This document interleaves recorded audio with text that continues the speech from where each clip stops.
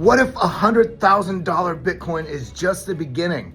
There's gonna be over $68 trillion that's gonna be transferred from our parents when they pass on to this younger generation. That doesn't even account for the $128 trillion that is assets under management with registered investment advisors that haven't even started pushing the Bitcoin ETFs, let alone the $45 trillion in assets held by the super uber wealthy out there. We have not even seen anything yet. When we hit $100,000 in Bitcoin, it is just the beginning for what's possible. Remember, Bitcoin is a fixed supply asset. We've never seen an asset like this in the history of any asset ever. The question is, what are you doing to be prepared so you can capture as much of that money in your portfolio? Because prices in crypto are about to get extremely explosive. If you're prepared, you're gonna be able to ride that wave. Follow for more so we can teach you how to collect more Bitcoin.